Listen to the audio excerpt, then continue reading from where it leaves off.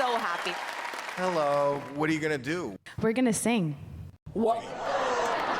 First of all, I promise you that this is going to be a viral moment. Well, I cannot wait to see you two. Good luck.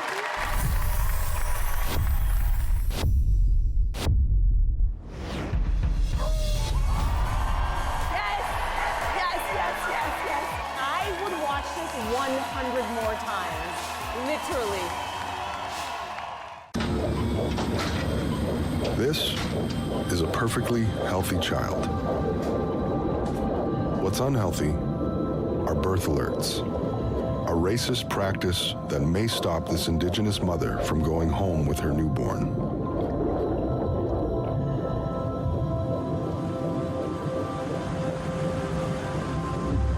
Become an ally. Rise above racism in healthcare.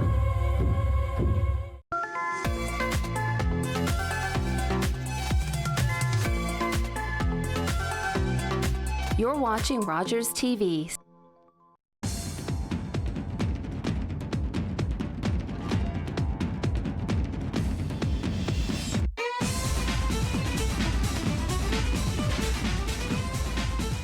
Hello everyone, and welcome to another episode of Out of the Fog. I'm your host, Laurabel Mba. For today's episode, we're going to be joined by Amanda Halliday, who is an actor with the St. John's Players. And we also get a chance to sit down and chat with Matthew Cooper, who's a contestant on Canada's Got Talent. So sit back, relax, and let's get into the episode.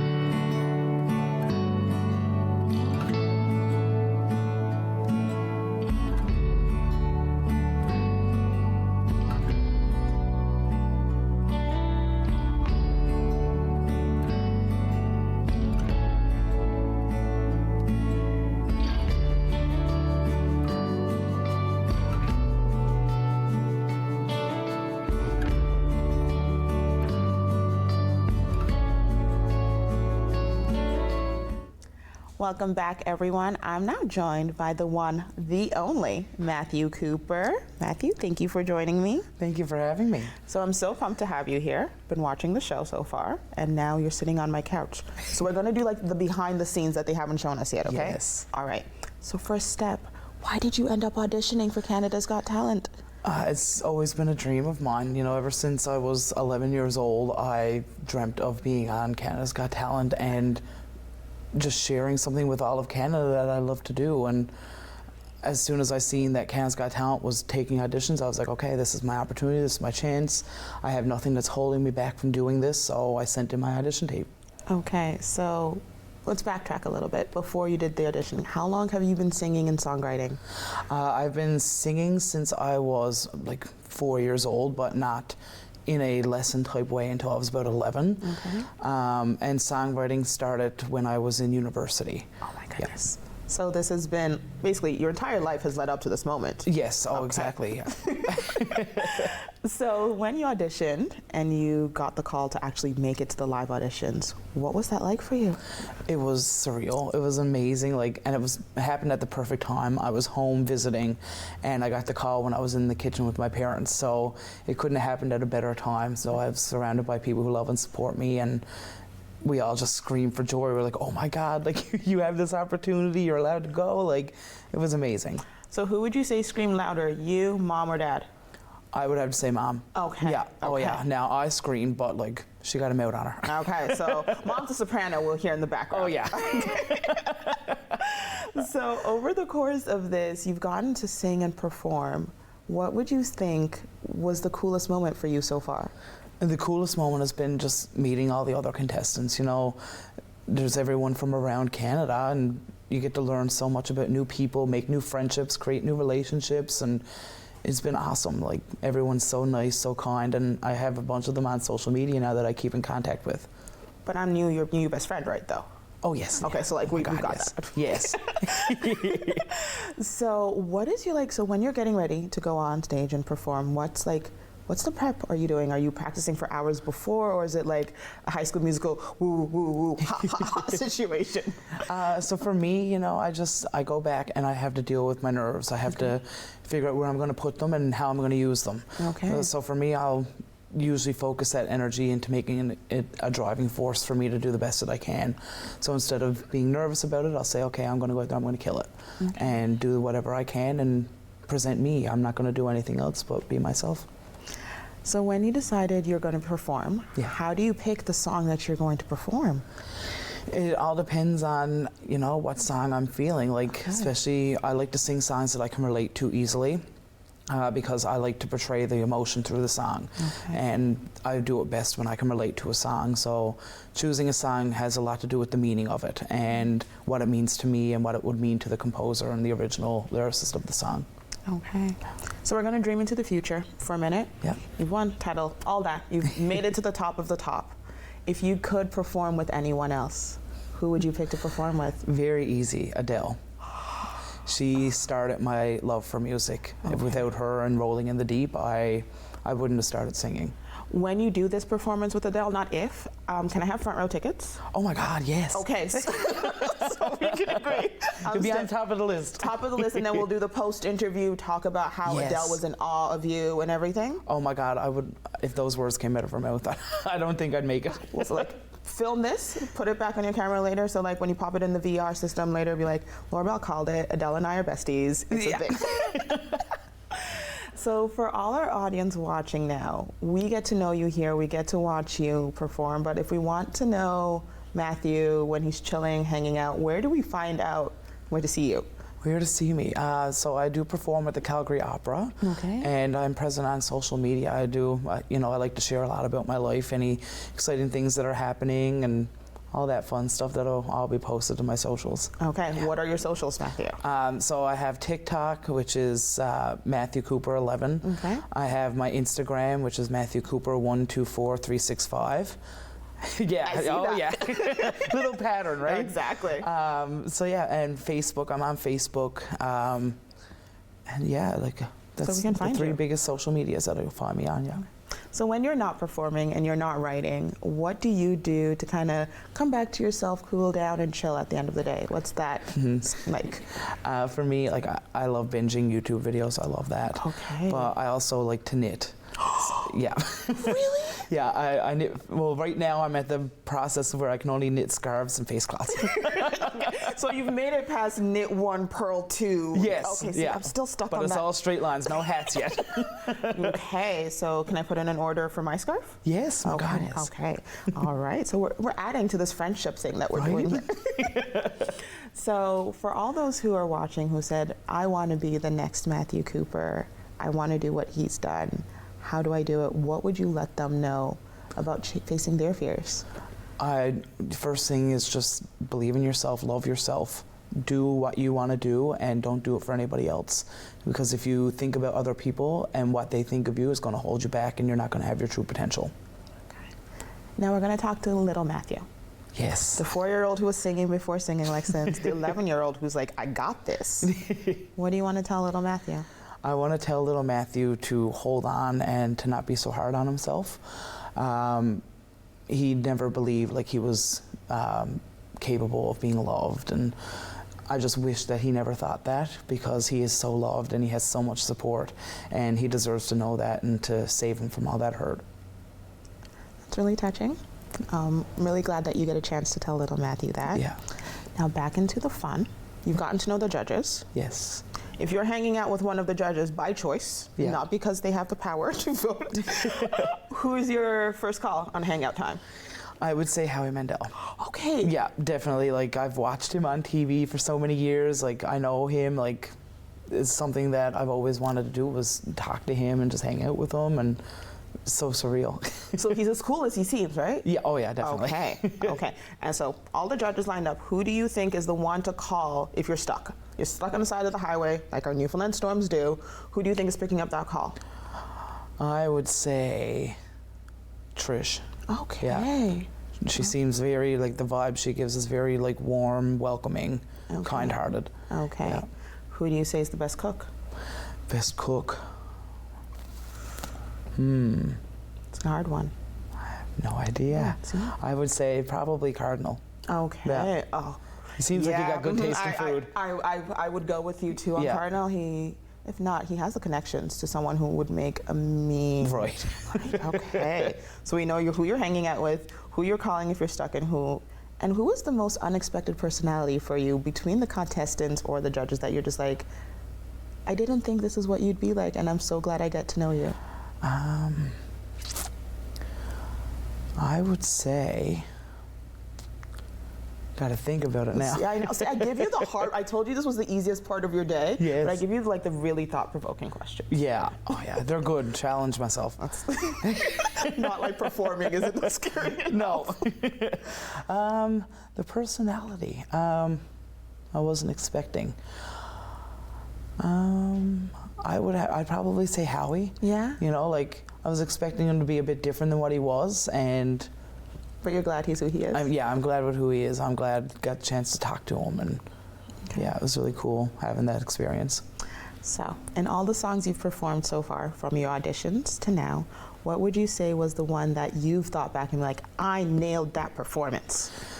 It would have to be Nessun Dorma from Puccini's Turandot.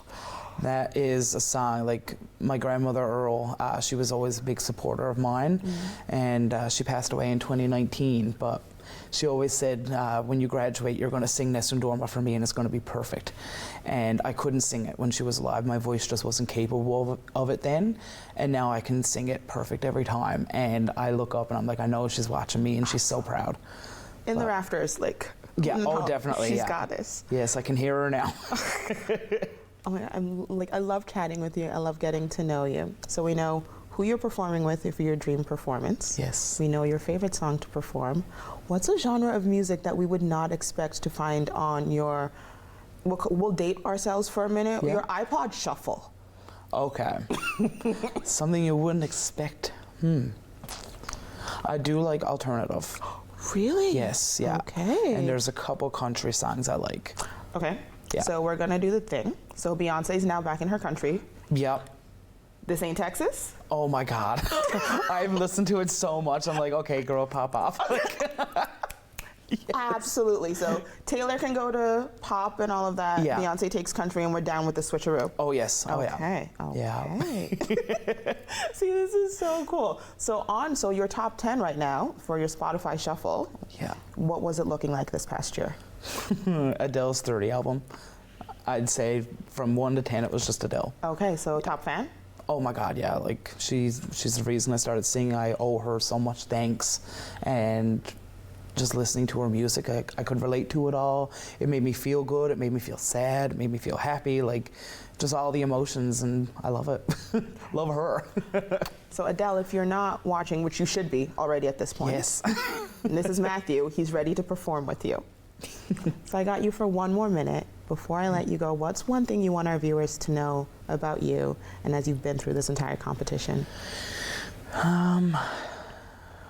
It's something about me.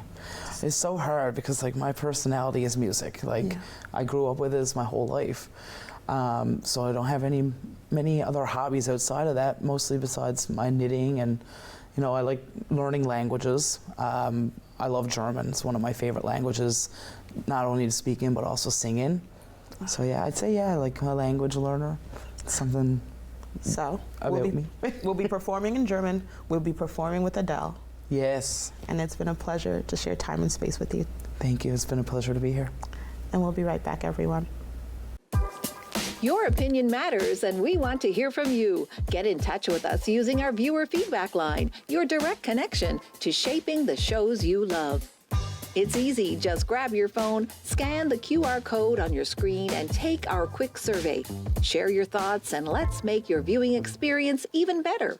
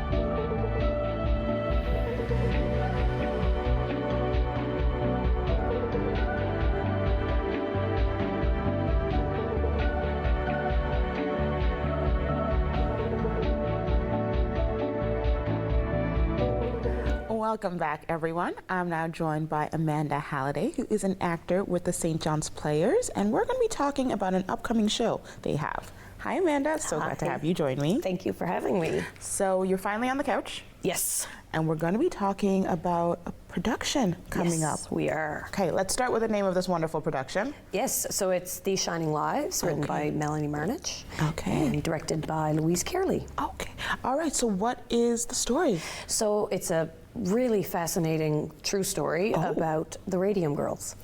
So, you know, a piece of history that really changed, you know, workers' compensation rights and things like that. But, you know, these women, they painted watch dials in the 20s with radium paint, and ultimately paid for it with their lives.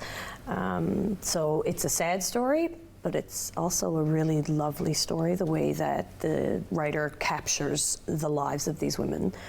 So I play Catherine Donahue. Okay. And it's really nice to play an actual person. You know, you can Google her, you can find pictures of her husband Tom and her children and, you know, her actual story. You know, it was so exciting for these women in the 20s to get this job. It was they were well paid. They made 8 cents a watch, which was a lot of money. Some of them painted up to 200 watches a day.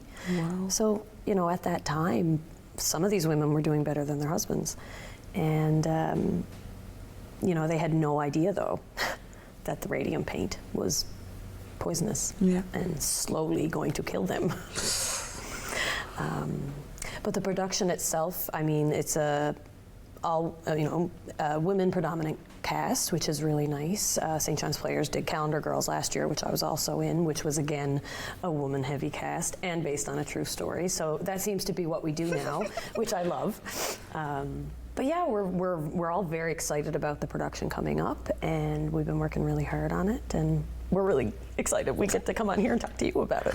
So, with a heavy female cast, it's Women's History Month, so it's a fantastic time for this play to be coming out. It is. While you guys have been working on this, how have you found getting to convey, a real life story in a production, but also knowing that the story you're telling, there are probably moments where these women were sitting around tables like you are during rehearsal, sharing their real life experiences. How have you found translating that? So, one of the things that makes productions like this so successful is when the cast is actually close. So, you know, the women are actually friends. And that's what we've done. So we go out and we eat meals together and we sit around and we gab, and that connection that you see on stage is the actual connection that we have in real life, which has been really lovely. Two of the girls that are in the cast I had never worked with before, so it was really lovely to meet them and make this really close friendship. Like since January, we've become very good friends. But yeah, I think that's an important part of it. It's hard to be strangers and then play that really close role together. So by going out and sharing with each other and, constantly talking on Facebook Messenger, we've definitely created, a very real connection to one another. And I'm hoping that translates really well on stage. Okay, so with the character you played, when you were doing the research about her, were there any things that you found you're like, I relate to you, and it's so cool that I get to play you? When I was cast as Catherine, it was very daunting because, the whole story really is told by her. But as I started reading more about her, she had a boy and a girl, which I have a boy and a girl. She has this husband that, works in the steel industry. They're struggling, they're, a new family. So those were all really relatable things. And then just her sheer enthusiasm about working. I love my job, I love to work, and I got that, that excitement for her. But then at the same time, getting the diagnosis that she got and finding out that, she was terminally ill.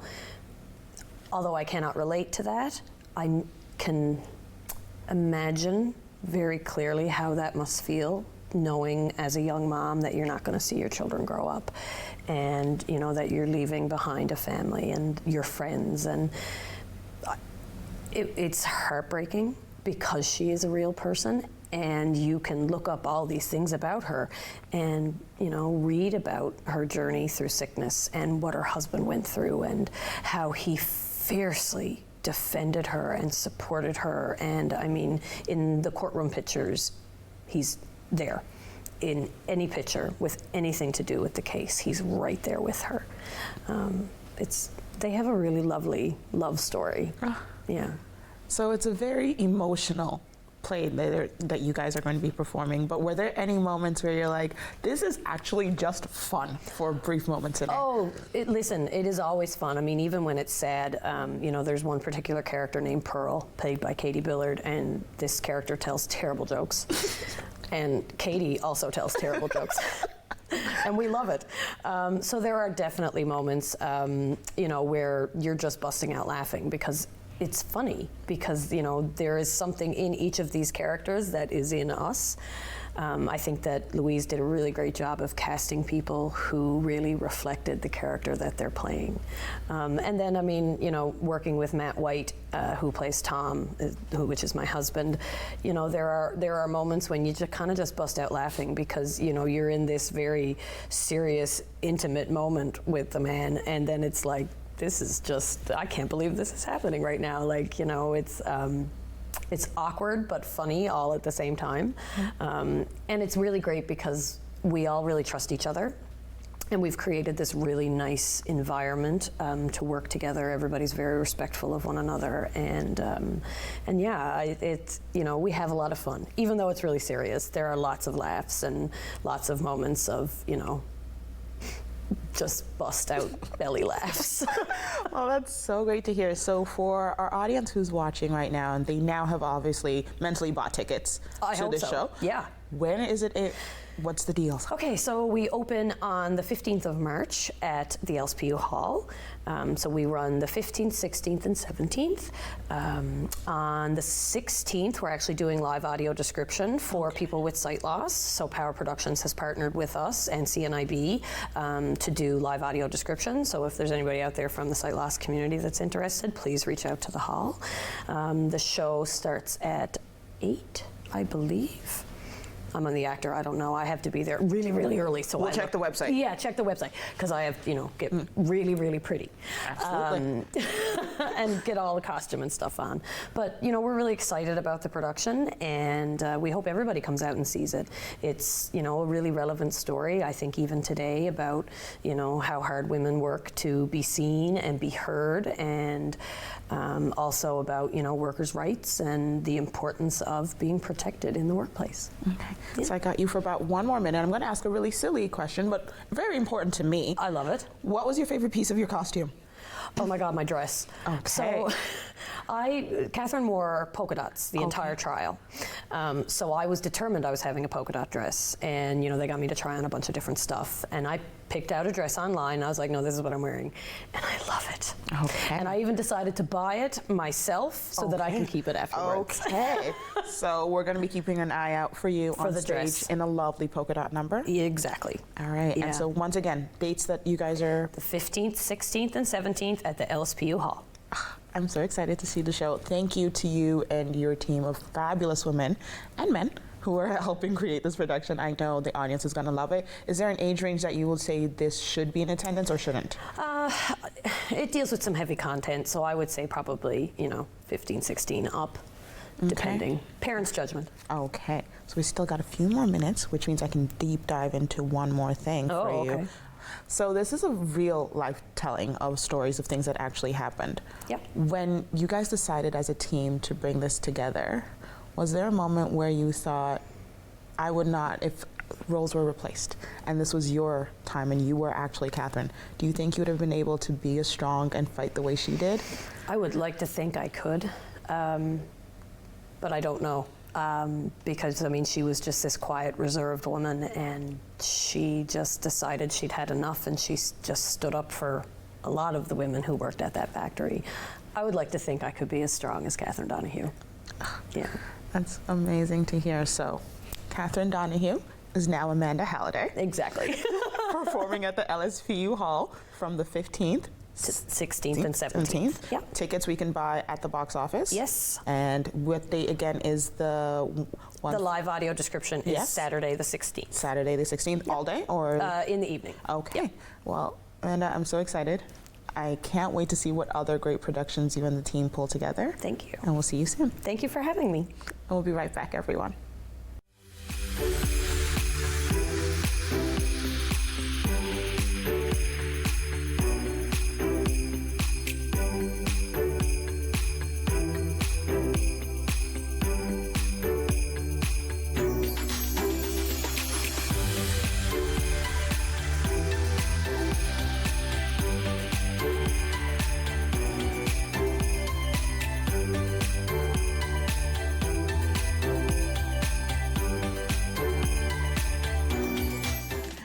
I want to thank all of you for tuning in. I also want to give a very special thank you to my guests for taking time out of their busy schedules to sit down and chat with me.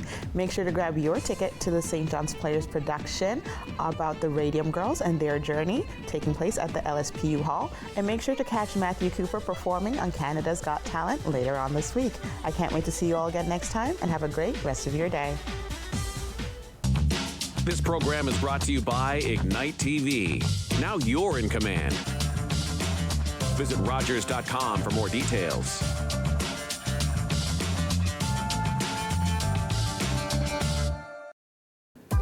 We want to hear from you. Provide feedback on this show or find out how you can get involved. Call, email us, or scan the QR code to take our quick survey. Man, is there a lot of pressure on this young fighter here tonight.